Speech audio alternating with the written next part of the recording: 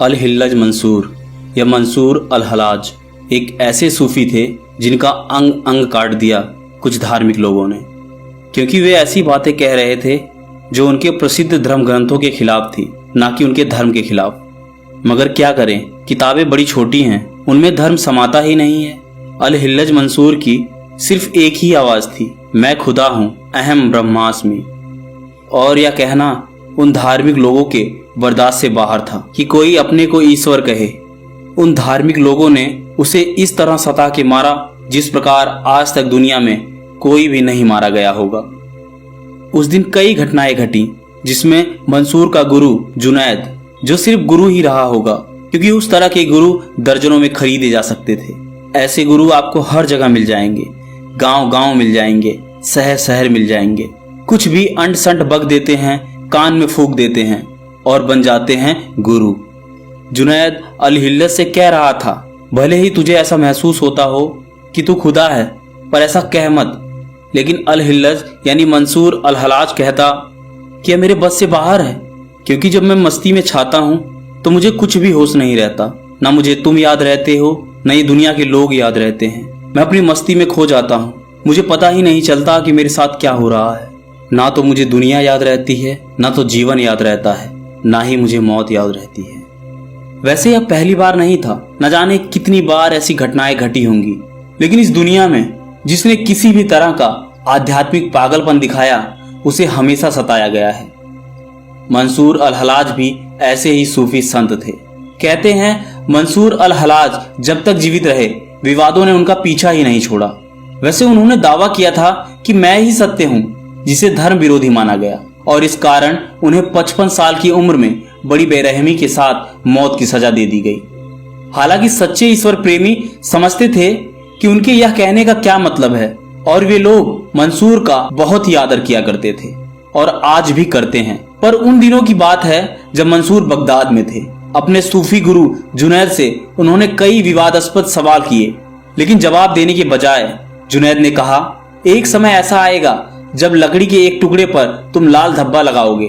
उन्होंने इस बात से इशारा कर दिया था कि एक दिन मंसूर को फांसी के तख्ते पर लटका दिया जाएगा। वैसे इन बातों का मंसूर पर कोई असर नहीं होता था। मंसूर ने जवाब दिया, जब ऐसा होगा तो आपको अपना सूफी चोला उतार कर एक धार्मिक विद्वान का चोला धारण करना होगा। यह भविष्यवाणी तब सच हुई जब मंसूर की मौत का हुक्मनामा तैयार किया गया और जुनैद से उस पर दस्तखत करने को कहा गया। हालांकि जुनैद दस्तखत नहीं करना चाहते थे, लेकिन बगदाद के खलीफा इस बात पर अड़ गए कि जुनैद को दस्तखत करने ही होंगे। खैर, जुनैद ने अपना सूफी चोला उतार दिया और एक धार्मिक विद्वान की तरह पगड़ी और अंगरखा पहनकर इस्लामिक अकादमी पहुंचे।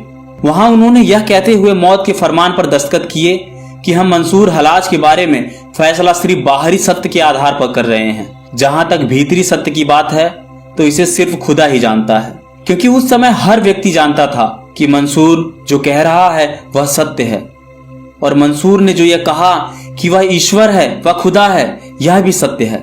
जुनैद से मिलने के बाद अगले 5 साल तक उन्होंने एक उच्च आध्यात्मिक अवस्था में मध्य एशिया और ईरान के कई इलाकों की यात्रा की।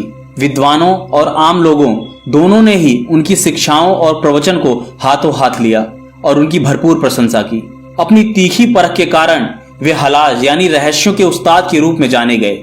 वे बसरा से मक्का तीर्थ यात्रा पर गए, लेकिन यहाँ उन पर जादूगर का ठप्पा लगा दिया गया। इसके बाद वह भारत और चीन की यात्रा पर निकल पड़े, जहां उन्हें एक प्रबुद्ध गुरु के रूप में पहचान मिली। उन्होंने मक्का की अपनी दूसरी हज यात्रा की और वहां 2 साल तक रहे, लेकिन उनके आध्यात्मिक सीख बांटने के तरीकों में एक बड़ा बदलाव आ चुका था। उनकी शिक्षाएं अब बहुत गुण हो चुकी थी और मैं ही सत्य हूँ का दावा करके वे लोगों को एक ऐसे सत्य की ओर आकर्षित करने लगे थे जो शायद कुछ लोग समझ नहीं सके। उनके द्वारा किए गए चमत्कारों के बारे में कई किस्से फैलने लगे। लोग उनके बारे में तरह तरह की राय रखने लगे। कहा जाता है कि मैं ही सत्य हूं कि धर्म विरोधी दावे की वजह से उन्हें करीब 50 इस्लामिक शहरों से खदेड़ दिया गया। कहा जाता है कि मक्का की दूसरी हज यात्रा पर करीब 4000 लोग मंसूर के साथ गए थे। पूरे 1 साल तक वह काबा के सामने नंगे पैर और नंगे सिर ऐसे ही खड़े रहे। रोज एक आदमी उनके सामने कुछ रोटियां और एक जग पानी रख जाता। लेकिन कभी कभार ही ऐसा हुआ कि हलाज ने उन रोटियों और पानी को हाथ लगाया। नतीजा हुआ कि उनका शरीर हड्डियों का ढांचा भर रह गया। बगदाद से वापस आने पर कट्टरपंथी धार्मिक लोगों ने उन पर धर्म विरोधी होने का आरोप लगाया और उन्हें 1 साल के लिए जेल में डाल दिया। जेल में शुरू के 6 महीनों तक लोग लगातार उनसे सलाह लेने आते रहे, लेकिन जब खलीफा को इस बात का पता चला तो उसने हुक्म दिया कि हलाज से कोई नहीं मिल सकता। जिस जेल में हलाज को बंद किया गया था उसमें 300 कैदी थे। एक रात मंसूर ने उन कैदियों से पूछा कि क्या आप लोग जेल से आजाद होना चाहते हैं? कैदियों के हाँ कहने पर मंसूर ने अपनी उंगली से एक रहस्यपूर्ण इशारा किया। अचानक सभी हथकड़ियां और ताले टूट गए और जेल के दरवाजे खुल गए। सारे कैदी जेल से भागने लगे, लेकिन हलाज नहीं भागे। भाग रहे कैदियों ने हलाज से जब उनके नहीं भागने का कारण पूछा तो हलाज ने जवाब दिया, मेरा मालिक के साथ कुछ गुप्त मामला चल रहा है जिसका खुलासा सिर्फ फांसी के तख्ते पर ही हो सकता है। मैं अपने मालिक यानी खुदा का कैदी हूँ। इस घटना के बाद खलीफा ने उन्हें मौत की सजा सुना दी। कहा जाता है कि बगदाद में 1 लाख लोग उनकी फांसी को देखने के लिए इकट्ठे हुए। 500 कोड़े मारने के बाद उनके हाथ पैरों को काट दिया गया, उनकी आंखें निकाल ली गईं और जीभ को भी काट दिया गया। उनके छत बिछत शरीर को ऐसे ही तड़पने के लिए छोड़ दिया गया। कुछ समय में ही उनकी मौत हो गई। जब जल्लाद ने उनका सिर काटा तो उनके धड़ से खून की धार फूट पड़ी और तेज आवाज आई, मैं सत्य हूँ। अचानक उनके शरीर से कटा एक एक अंग चीखने लगा, मैं ही सत्य हूँ। इसके बाद उन पर उंगली उठाने वालों को एहसास होने लगा कि उन्होंने खुदा के एक लाडले की हत्या कर दी है। मंसूर भारत में धर्म ग्रंथों और उन चीजों को सिखाने आए थे जो वे जानते थे। वे बस इन्हीं सब चीजों के बारे में बात करते थे। लेकिन जब वह गुजरात और पंजाब पहुंचे तो उनकी मुलाकात कुछ ऐसे सच्चे आध्यात्मिक दीवानों से हुई जो परम आनंद की एक अलग ही अवस्था में थे। जब वह वापस लौटे तो बस एक लंगोटी पहने हुए थे। वैसे मंसूर जिस समाज से आते थे उसमें अगर कोई आदमी केवल लंगोटी पहने हुए यूं ही सड़कों पर घूमता दिखे तो उसे घोर पागल समझा जाता था। अपने भीतर परम आनंद का अनुभव कर रहे हलाज ने कहना शुरू कर दिया, मैं कुछ नहीं हूँ, मैं कोई नहीं हूँ। इसके बाद वह पागलों की तरह सड़कों पर नाचने गाने लगे। वैसे जब आप परम आनंद की अवस्था में होते हैं तो आपके व्यक्तित्व का ढांचा जो सख्त होता है वह ढीला पड़ जाता है। मानो भट्टी में पूरी तरह पका हुआ मिट्टी का बर्तन फिर से कच्ची मिट्टी का बर्तन बन जाए। वह फिर से नरम और लचीला हो जाता है। आप उसे जैसा चाहें फिर से एक नया रूप, एक नया आकार दे सकते हैं। अगर कभी आपने महसूस किया है कि जब लोग मस्ती में होते हैं तो वे बहुत लचीले हो जाते हैं और जब नाखुश होते हैं तो वह बहुत सख्त हो जाते हैं, बिल्कुल लकड़ी की तरह। जब लोगों ने देखा कि मंसूर पर पागलपन सवार हो गया है तो उन्होंने उनसे दूरी बनाना शुरू कर दी, पर उन्होंने उनका विरोध नहीं किया। लेकिन जैसे ही उन्होंने कहा मैं खुदा हूं तो उन पर तमाम तरह के आरोप लगाए जाने लगे। वह मक्का जा पहुंचे। वहां हर कोई काबा के चक्कर लगा रहा था। उन्होंने सोचा कि यहाँ इतनी भीड़ क्यों है, हर कोई यहीं क्यों चक्कर लगा रहा है। उन्होंने वहां से हटकर पास की एक गली में एक और पत्थर की स्थापना कर दी। संभवतः उन्होंने उस पत्थर में प्राण प्रतिष्ठा कर दी थी।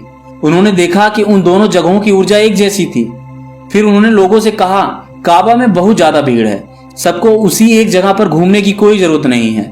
कुछ लोग इस पत्थर के चारों ओर भी घूम रहे हैं। बस इतना कहना काफी था। इसके लिए मंसूर को भयंकर सजा दी गई। उनकी खाल उधेड़ दी गई, उन्हें कमर तक जमीन में गाड़ दिया गया और उस जगह के खलीफा ने हुक्म दिया कि जो कोई भी उस गली से गुजरेगा उसे उन्हें पत्थर मारना ही होगा। बिना उन्हें पत्थर मारे आप उस गली से नहीं गुजर सकते। जब उनका एक करीबी दोस्त उधर से गुजरा तो उसे भी उन पर कुछ फेंकना था। उसकी जब पत्थर फेंकने की हिम्मत नहीं हुई तो उसने उनकी एक और फूल फेंक दिया। तभी मंसूर के मुंह से एक कविता फूट पड़ी जिसमें उन्होंने कहा, मुझ पर फेंके गए पत्थरों ने मुझे कष्ट नहीं दिया क्योंकि उन पत्थरों को अज्ञानी लोगों ने फेंका था, लेकिन तुमने जो फूल मुझ पर फेंका इससे मुझे गहरी तकलीफ हुई है क्योंकि तुम तो ज्ञानी हो और फिर भी तुमने मुझ पर कोई चीज फेंकी।